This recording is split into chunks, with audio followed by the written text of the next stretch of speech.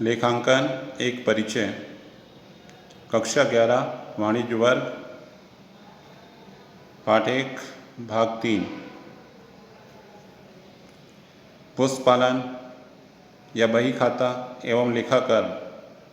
पुस्तपालन का अर्थ पुस्तपालन दो शब्दों से मिलकर बना है, पुस्तक और पालन। पुस्तक का अर्थ है बुक तथा पालन का अर्थ होता है कीपिंग। पुस्तपालन का आशय यहाँ पुस्तकों में लेखों या हिसाब किताब को रखने से है, जो व्यवसाय में प्रतिदिन होने वाले व्यवहारों को लिखने में प्रयोग की जाती हैं। पुस्तपालन का अर्थ व्यापारिक व्यवहारों का लेखा पुस्तकों में नियमानुसार एवं स्पष्ट रूप से लिखने से है। इस प्रकार पुस्तपालन का अर्थ व्यापारिक व्यवहारों को लेखा पुस्तकों में उचित ढंग से लिखने की कला व विज्ञान से है।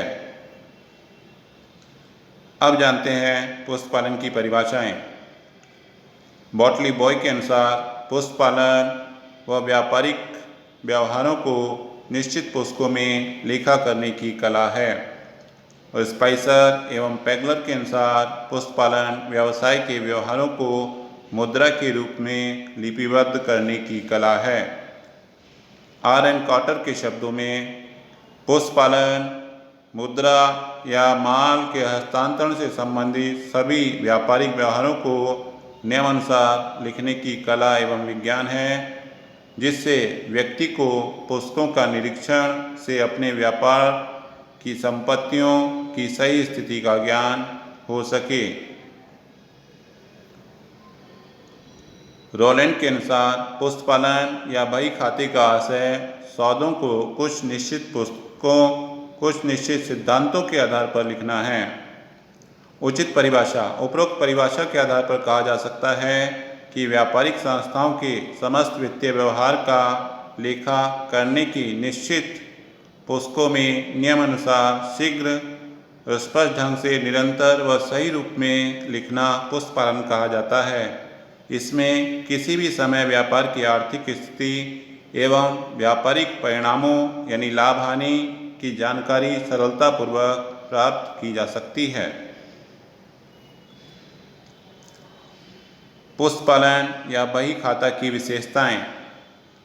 इसका संबंध मौद्रिक व्यवहारों से होता है, अर्थात वही सौदे पुस्तपालन की विषय वस्तु होंगे जिन्हें मुद्रा में व्यक्त किया जा सकता है।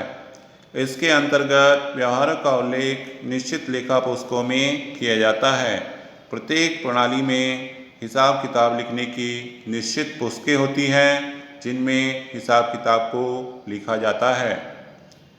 इसमें व्यवहारों को उल्लेखित करने की एक निश्चित प्रणाली अपनाई जाती है। हिसाब किताब लिखने की विभिन्न प्रणालियां होती हैं। हिसाब किताब लिखने के लिए एक निश्चित प्रणाली का प्रयोग किया जाता है, चाहे वह दोहरा लेखा प्रणाली हो, इकारा लेखा प्रणाली हो, कैश प्रणाली हो या भारतीय बही खाता प्रणाली हो। किसी एक प्रणाली के माध्यम से हम अपना हिसाब किताब रख सकते हैं। इसमें व्यवहार का उल्लेख तिथिवार किया जाता है। पुस्तपालन के अंतर्गत लिखे जाने वाले सौदे तिथिवार यानी डेट वाइज लिखे जाते हैं। इसका उपयोग किसी भी व्यक्ति अथवा संस्था के द्वारा किया जा सकता है। कोई भी व्यक्ति अथवा संस्था पुस्तपालन के माध्यम से अपना हिसाब किताब लिख सकती है। इसमें लेखे लिपिक द्वारा तैयार किए जाते हैं। वहीं विकसित देशों में यह कार्य मशीनों की सहायता से भी किया जाने लगा है।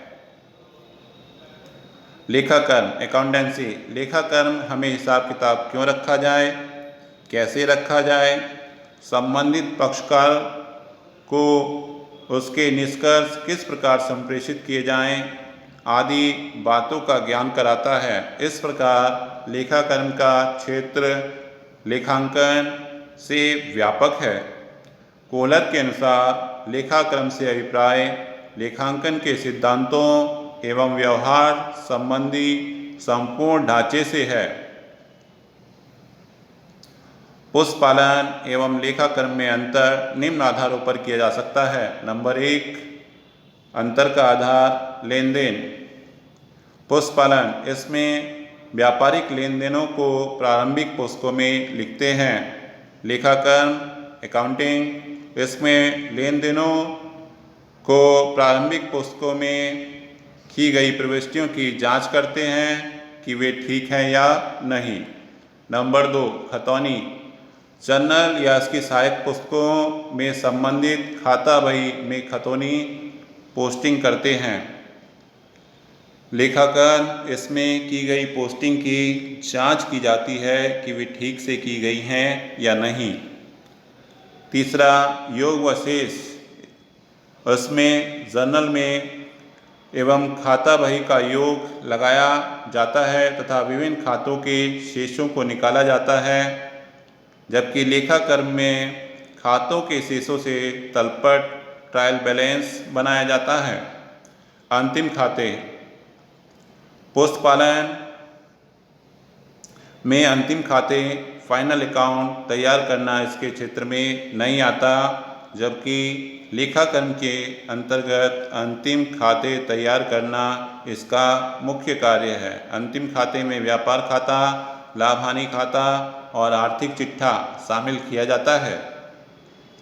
समायोजन एवं भूल सुधार। इसमें समायोजन एवं भूल सुधार के लेखों को शामिल नहीं किया जाता, जबकि लेखाकर्म में समायोजन एवं भूल सुधार के लेखे शामिल किए जाते हैं।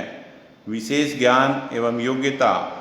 पुस्तक पालन, यह कार्य छोटे कर्मचारी अथवा मशीन द्वारा किया जाता है, अतः इसके लिए विशेष योग्यता की जरूरत नहीं होती, जबकि लेखाकर्म, इसमें विशेष योग्यता एवं ज्ञान की आवश्यकता पड़ती है, क्योंकि अंतिम खाते तैयार करने पड़ते हैं और उससे आवश्यक निष्कर्ष निकालने पड़ते हैं।